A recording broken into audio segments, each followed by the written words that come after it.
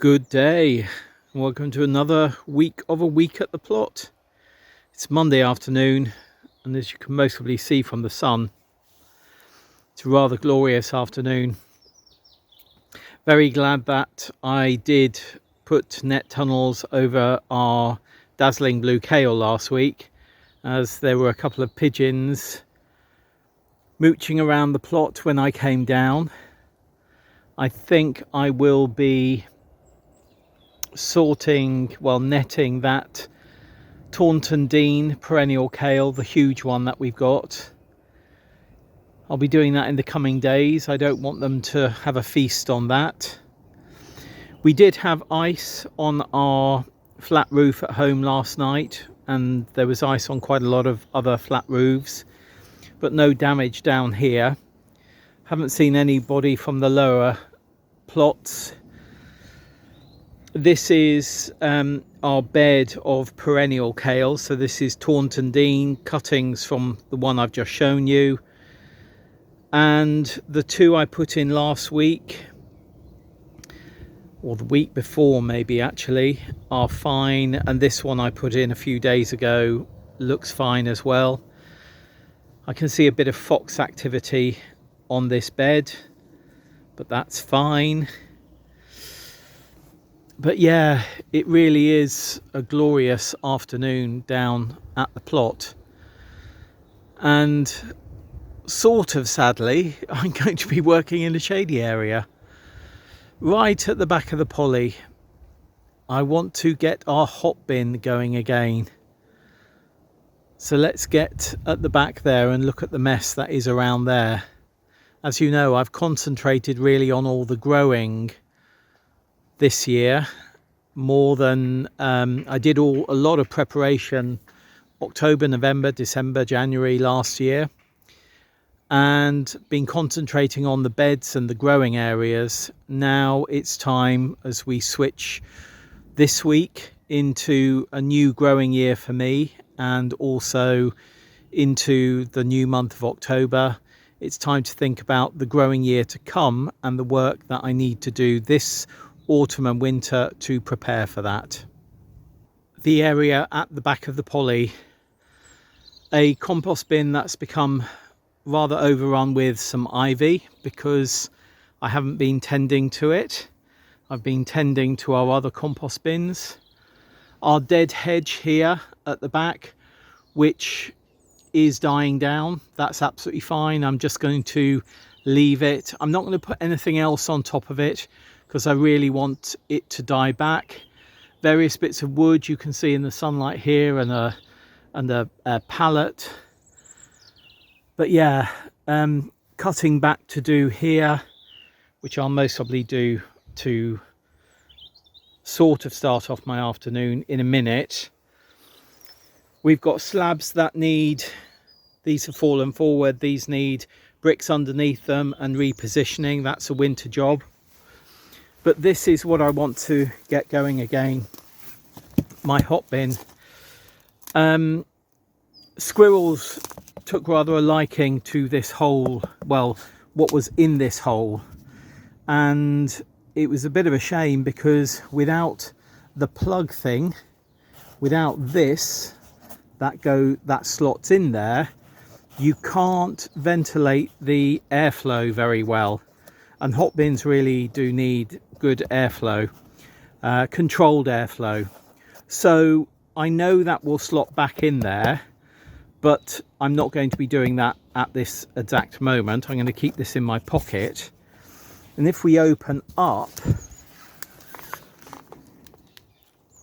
you can see there's compost in there, and it's pretty dry compost. And I want to get that out. I may have to break it up, or I may have to wet it. I'm not sure. I'll have a look in a minute. Oh, look, can you see that spider there? I'm going to get him out. That's a false widow. Sorry, false widow, you're going to have to move home. And it opens up here. You can most probably see this section is separate. So I need to open this up and see if I can get the compost out. Let me have a look at that first. Right, oh, that's soft up there. Down here it's compacted though. Let's just try and take a bit out. But I'm not sure if you can see that. But it's pretty decent compost. Yeah. Down there it's moister. Right, I'm going to start by getting my wheelbarrow. I'm going to move you out the way, get my wheelbarrow. I'm going to put a ground sheet down here at the bottom, down here, and I'm going to get this out into a wheelbarrow. I've emptied the hot bin now of its compost. Some of it is quite dry, much of it is quite dry, but yeah, this has come from half this bin basically, and we'll have a close. I'll take this wheelbarrow out shortly after I've done here, and we can have a closer look at this. But if we have a look in the top now, you can see the compost has gone. The plate here, oh, if we look at the top, when I was talking about airflow, there's slats in the top to obviously give airflow. What you also need is airflow at the bottom. So this base here is removable. So this is what the compost was sitting on. And you can see here that there's loads of perforations in here, some of which are clogged up. So one of my jobs is going to be to unclog these. So let me sort of take that away. That can go on top there. You can see it's got sort of feet, and those feet sit on this base. And oh, I haven't got my glove on my other hand. You can see that this base has also got quite a lot of compost in it that has fallen through those holes. Now this is more like sort of worm cast compost. So I'm going to put this into a separate bucket, because I think I might use this for some seed sowing next year as a mixing it in. It's crumbly but still quite dry. But let me take that out, and then we can look at this cavity again. Okay. That's now clear at the bottom.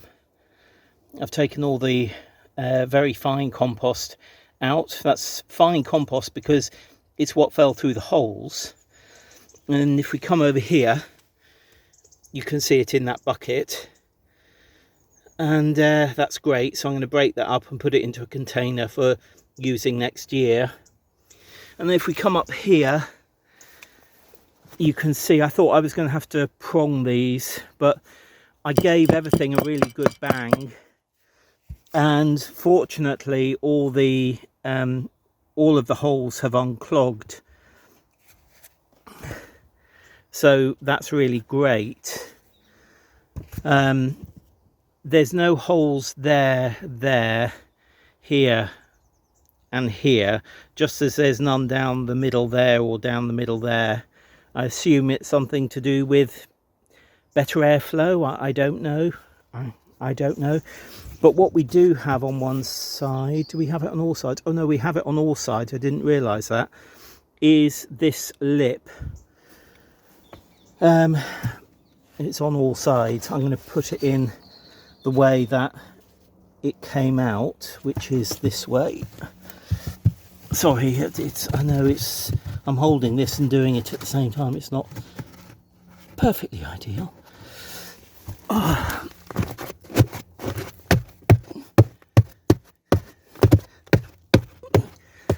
Oh, that back, I need to knock that down a bit more.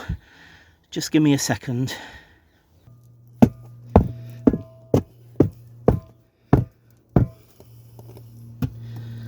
That's as flat as I'm going to get it. It's still up a bit this side, but it is actually sort of, there's a curve in here now, because over the years the compost has obviously had weight, so it's weighted down the center a bit, but that will do.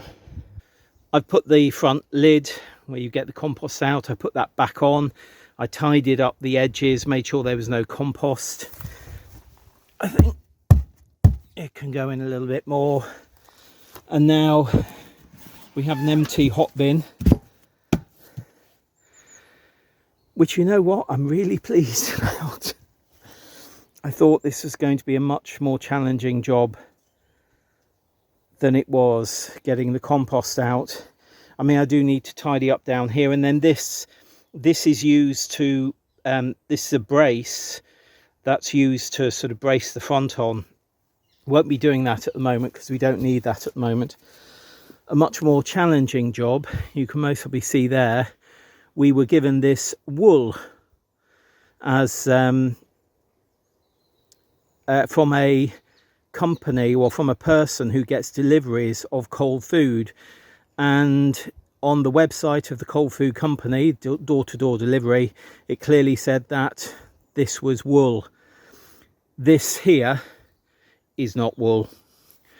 So my more challenging job at some point is to get on top of this compost bin and get all of this fiberglass or whatever it is out.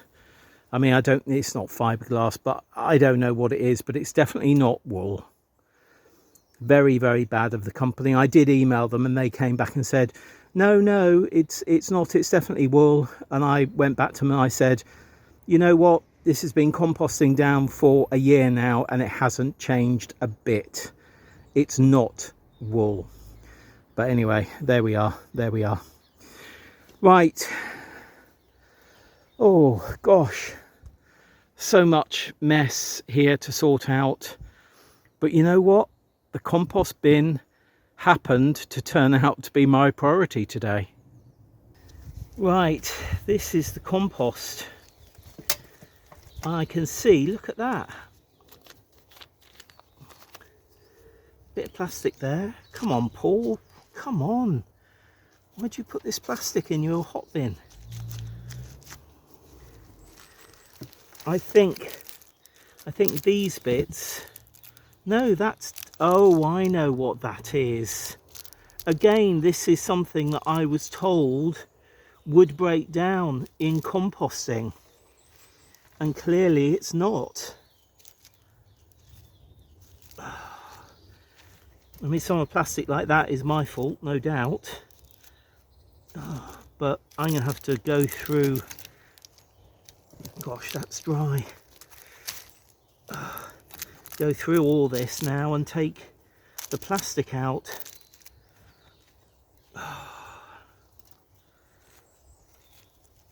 There's some bits which are, these are the sort of composting bags that do break down eventually. But yeah, there's, look at that. Anyway, the thing is, plastics aside, which we don't like, this is pretty decent compost, or it will be. I did notice there was quite a few, yeah, it's going to take me ages to do this. There was quite a few seeds, pumpkin seeds in here, but I hope they have, oh look, there's also a thing, you know, a prongy thing to hold fleece and stuff down, and some chewing gum here as well. Oh dear. Anyway, look, after a go through like I'm doing now and a sieve, this is going to be pretty decent compost. Right, I'm going through this bit by bit. I've done quite a lot of the top level, but to be frank, I mean, this is what I've got out so far. I'm not sure if you can see that, but what's really my concern is bits like this. I'm not sure if you can see that there. That's actually glue. I've got a whole bunch of it up here. You can see this is glue that was on boxes. This is where the boxes were glued together.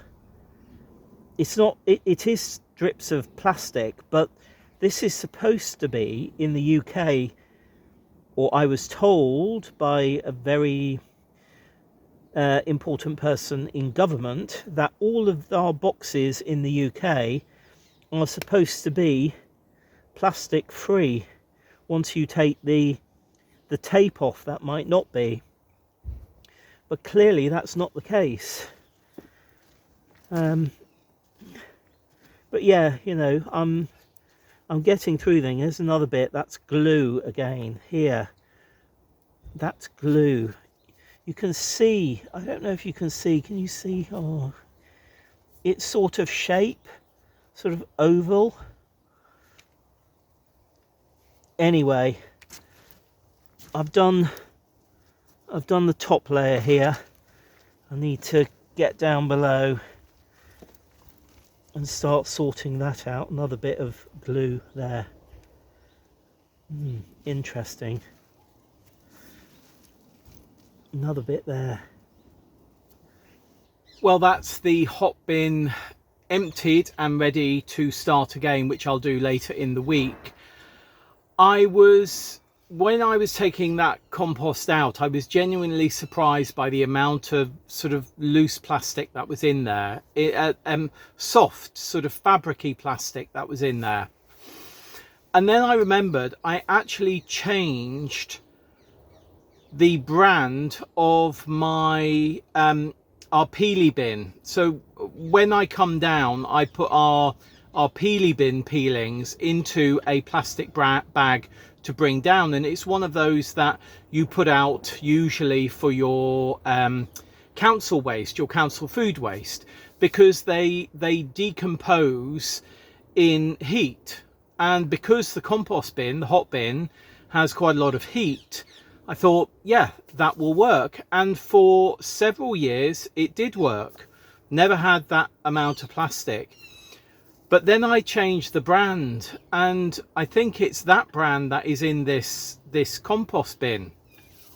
So clearly, instead of breaking up the bag as I usually do when I put it into my composting, whether it's into the hot bin or our usual composting, I'm not going to use those bags anymore. I might as well just use a you know, a sort of more heavy duty plastic bag and wash it out, let it dry, and bring it backwards and forwards. I think that's a sensible thing to do for the future.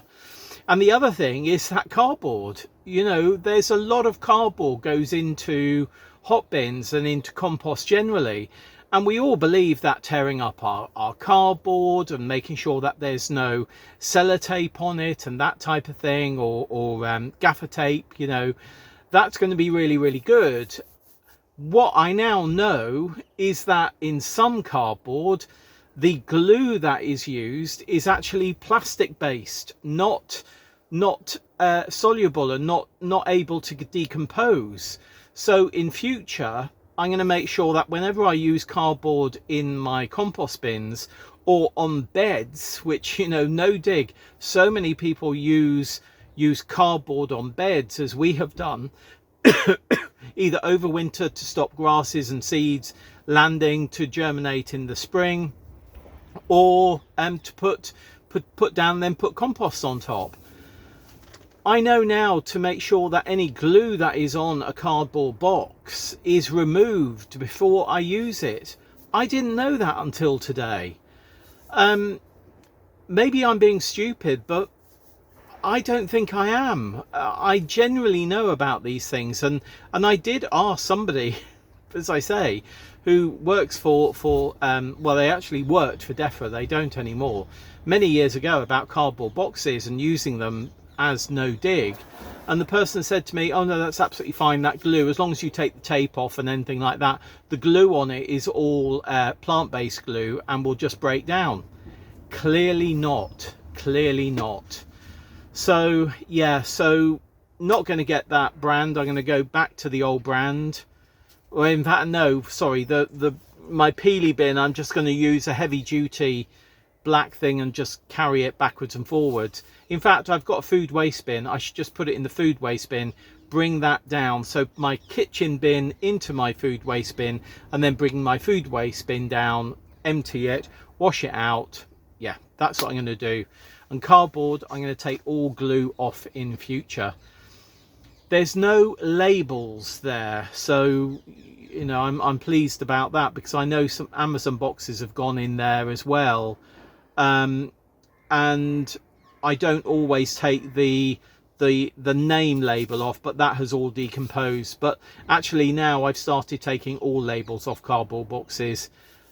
So yeah, anyway, waffling, but very glad to have an empty hot bin that I can get going in a day or so's time.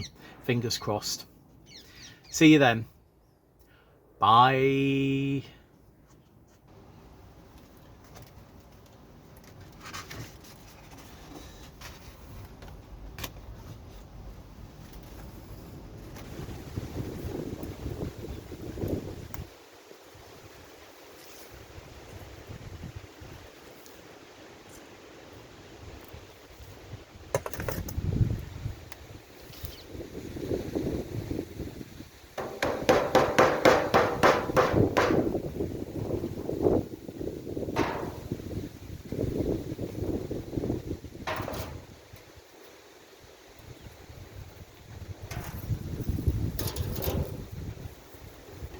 Good day and welcome to a rather blustery Saturday afternoon segment of A Week at the Plot.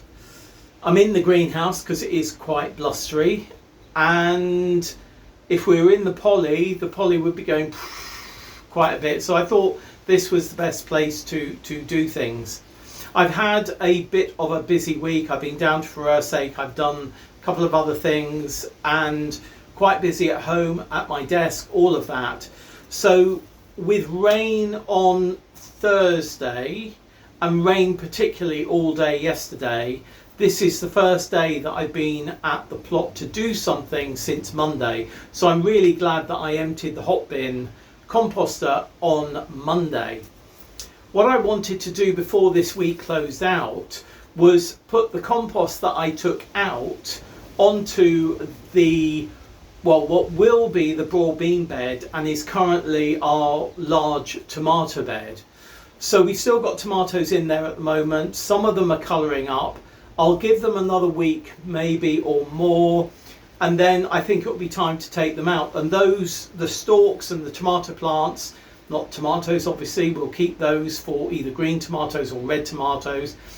The stalks and leaves will go into the Hotbin composter to get that going. I haven't restarted it yet. I hope to do that next week. But what, yes, that, did I say that tomato bed is going to be our broad bean bed, and I was going to direct sow into it next week, maybe even this weekend. But a fellow plotter here has sown their broad beans, and they have already been eaten by mice. So what I've decided to do is not repeat what we did last year, where we sowed in the autumn, they were eaten by mice. We then sowed some more to replace the ones that were taken, and then I had to do the whole thing in modules again in the spring, or very early spring. Maybe I did it in February or March. I've decided this year I'm going to sow directly into modules.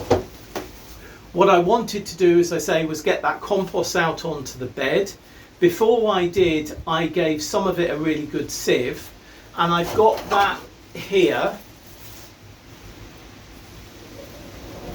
And this compost, which has been sieved, is really good. What I'm going to do is mix it with some multi-purpose compost that I've got, and then I'm going to fill up these modular trays, and then we will get sowing. So I'm mixing in the Hotbin compost, which is lighter in colour and certainly quite a bit drier, with darker multi-purpose compost. I'm putting it right up from the bottom. That's looking really good.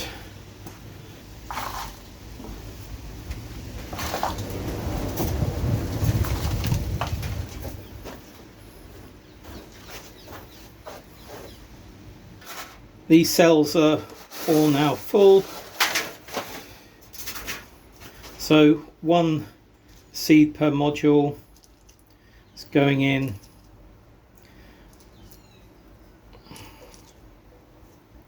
This is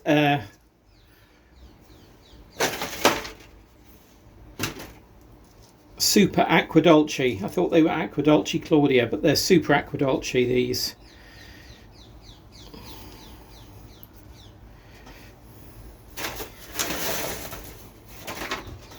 Some people say, oh, you should sow them on their side or sow them with a sort of pointy end down, or I sort of just think sow them. Nature wouldn't really sort of worry too much about how they land. Nature would most probably have them flat. Though I do think if you do them flat like that, because they're slightly wrinkly, water could collect and rot. So I tend to sow them on their side like I've done there for most of them. Right. They're down just about an inch at the moment. You've seen me do all of this before.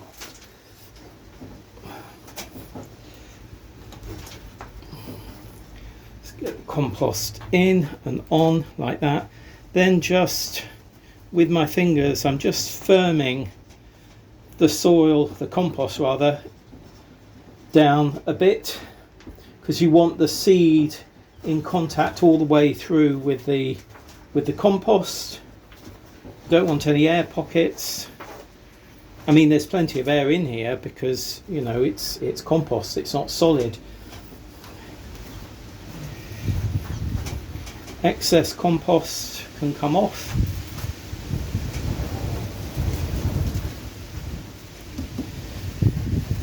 And of course, a decent water. I'm watering these now, and we'll water them again in about 10 minutes time, something like that. Right, that's 30 done, and I'm going to do another 30 as well. That's 60 Super Aquadulche broad beans sown, and those of you who are observant may notice this side is darker.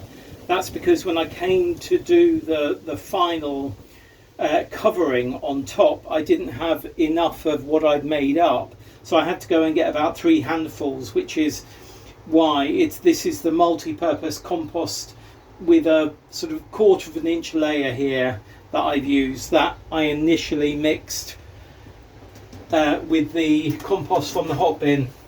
And what I am doing more, well, no, not, I was going to say more as a deterrent to mice, as a complete deterrent to mice, what I'm doing is putting lids on these just for today. The air holes are open, but I don't have any mesh to put over these. Well, you can't see that, can you? I don't have any mesh, either wire or Enviromesh to cover these at the moment. My sheets of mesh are quite large, and I do know I've got some metal mesh somewhere that I could use to put on top of these to stop mice getting at them. They don't really need these covers because they don't need any heat to actually germinate, so I will be changing these tomorrow because I don't want them to have excess heat. And in fact, I'm likely to put these from being in the greenhouse into the polytunnel because it's cooler in the polytunnel. I might even put them into the grow house, because the grow house, which is open at the top with that metal mesh, is a really good ambient temperature and mice proof as well. So I might do that tomorrow. I'll let you know next week. But yeah, I'm doing this simply because our fellow plotter had their broad beans eaten, and I would think about doing this maybe in 2 weeks or in 3 weeks time if I was going to do it in modules. But what I want to do is I want to make sure that the ground outside where these are going to go into isn't cold when these go in as plants. So I'm going to grow these on as plants over the next, let's say, 3 to 4 weeks, and then in about 4 weeks time I will be planting them out, and I think at that time I will cover them with a full tunnel of our scaff mesh tunnel. Yeah, that's what I was trying to say. So yeah, there we are. Job done. Job done.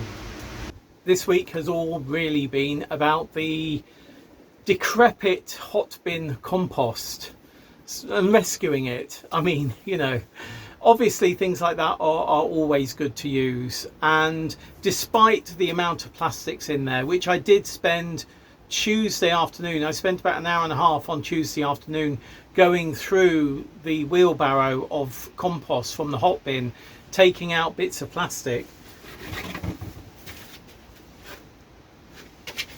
I mean, you know, there is the argument, of course, that there's most probably microplastics in there, and me putting that on the soil is not going to be really very good, and blah blah blah, and I get that totally.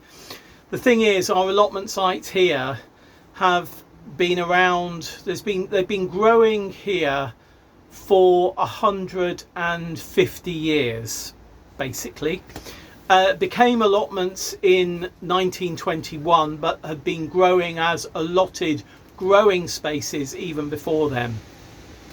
And of course in the last sort of 30, 40, 50, 60 years, lots of plastic has come onto here, and as I fork through the beds now, I'm always picking up little bits of plastic. So we've already got microplastics in the soil. I know by doing what I'm doing I might be adding some to that, but you know what, I'm living with it. I'm knowledgeable about what I'm doing and choosing to do it. So yeah, there we are. And of course, when we buy municipal composters, as we have done, or commercial compost, the plastics that we find in that very often are just extraordinary.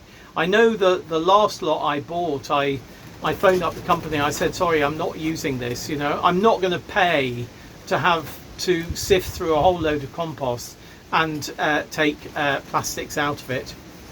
Anyway, there we are. It is really blustery. It is starting to spit now. So I am going to go home. I will be down here tomorrow, Sunday, to get on and do a good number of things. Today I'm taking home a big bowl of ripened and ripening tomatoes. Most of the orange ones or the yellow ones will be eaten as fresh tomatoes.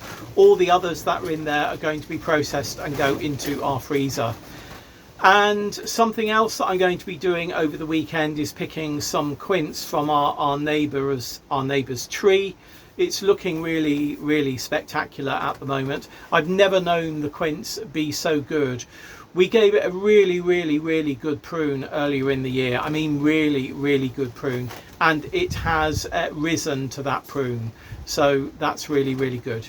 Really, really, really, really, really, really. Anyway, I am going to go now. And I will see you on Planet Vegetaria as we go through next week with further segments, or a week's time with another full upload on YouTube. Any comments, any questions, any suggestions, please do leave them down below. And whatever is happening in your growing space, whether you're warming up as the southern hemisphere is at the moment, or cooling down as we are doing in the northern hemisphere, or whether you're staying pretty even because you're along the equator, I hope you are enjoying your time doing what you're doing. I know I have, and will hopefully continue to do so. Right, I'm going to go. Stop waffling, Paul. Stop waffling. See you very soon. And happy growing. Bye.